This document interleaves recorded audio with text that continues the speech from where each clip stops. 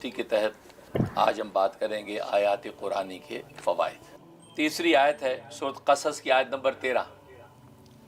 اعوذ باللہ من الشیطان الرجیم فرددناہ الی امہ کی تقر عینها ولا تحزن ولتعلم ان وعد اللہ حق ولکن اکثرهم لا یعلمون۔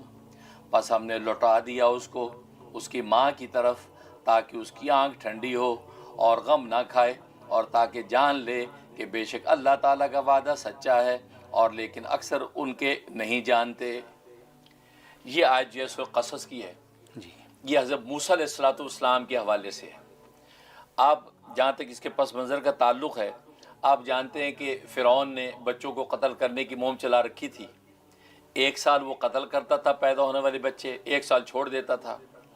جس سال قتل کرنے کا زمانہ تھا تو حضرت موسیٰ علیہ السلام پیدا ہوئے، اور جس سال چھوڑ دینے کا زمانہ تھا تو حضرت ہارون علیہ السلام پیدا ہوئے۔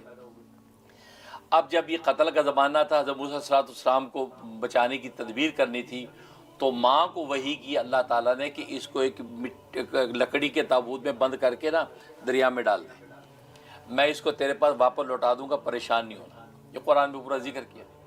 لہٰذا ماں نے ہمت کر کے اس کو کر کے جو ڈال دیا، لیکن اپنی بیٹی سے کہا جو حضرت موسیٰ کی بہن بڑی، انہوں نے کہا کہ ساتھ ساتھ چلتی رہ گئی، جاتا کہاں ہے تابوت؟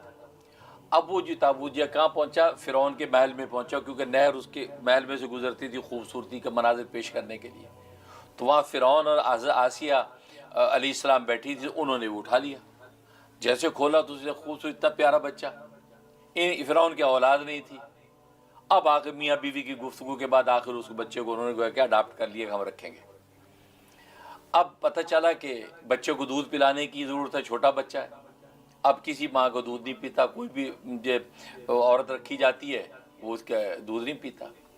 اب یہ بہن جو ہے، یہ چونکہ پتہ لگ گیا تھا کہ فرعون کے محل میں ہے، اس نے وہاں جا کے بہن نے یہ بات چلائی کہ میں ایک عورت کو جانتی ہوں کہ جس کا دودھ شاید پی لے۔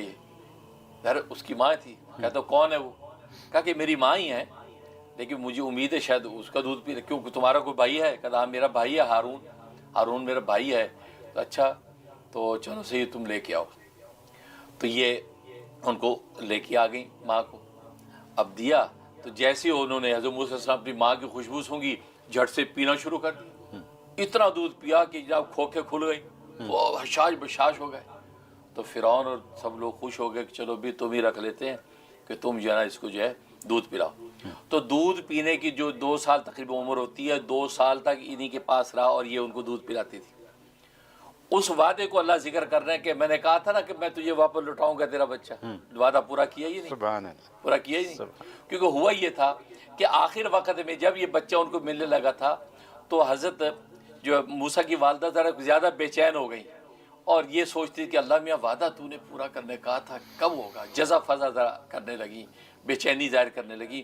تو اس کی تنبیہ کے لیے اللہ نے آخری آیت اس حوالے سے ذکر کی ہے۔ تو وہ اس پر یہ فرمایا فرددناہ الی امی، بس ہم نے لوٹا دیا اس کو اس کی ماں کی طرف جو وعدہ کیا تھا، تاکہ اس کی آنکھ ٹھنڈی ہو اور وہ غم نہ کھائے، اور تاکہ جان لے کہ بے شک اللہ کا وعدہ سچا ہے۔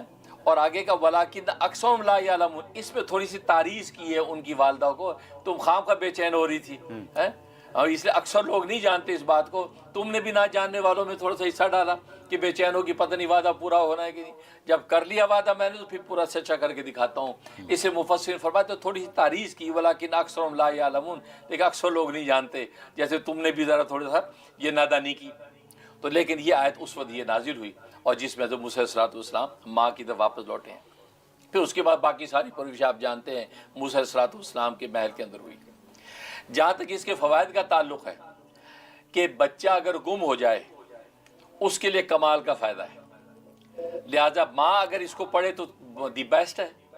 اس کو 41 دفعہ 41 ٹائم روزانہ پڑھے، اول آخر 11 مرتبہ درود ابراہیمی، اور پڑھ کے اللہ سے دعا کرے، تو جناب یہ 21 دن کے اندر 3 ہفتے کے اندر انشاءاللہ اس کا بچہ اس کو مل جائے گا۔ سبحان اللہ، سبحان ظاہر ہے کہ آج کل بچے گم ہو جاتے ہیں۔ بالکل ہوتا اسی طریقے سے یہ بھی لکھا ہے کہ کوئی بھی رشتہ، بھائی گم ہو گیا، بہن گم ہو گئی، ماں باپ میں کوئی گم ہو گیا، تو کسی بھی گم شدہ کے لیے اس کو اگر پڑھا جائے گا فرمایا اس میں بھی وہی تاثیر ملے گی کہ وہ جو ہے وہ جو گم شدہ ہے وہ دریافت ہو جائے گا یا اس کا سراغ نکل آئے گا۔ اس کا فائدہ۔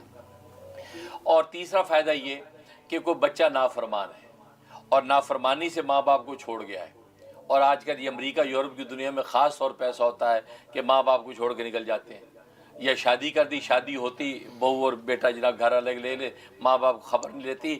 اس وقت ماں باپ اگر اس آیت کی تلاوت کریں، 41 مرتبہ تلاوت کریں، اول آخر 11 مرتبہ درود شریف، اور دعا کریں اس کے لیے، اور وہ چینی پہ دم کر کے چینٹیوں کو ڈالیں اور دعا کر لیا کریں، یا تصویر کے اوپر دم بھی کر لیا کریں، تو وہ بچہ فرما بردار ہو کر واپس لوٹ آئے گا، سبحان اللہ۔ وہ آنکھوں کی ٹھنڈک بنے گا۔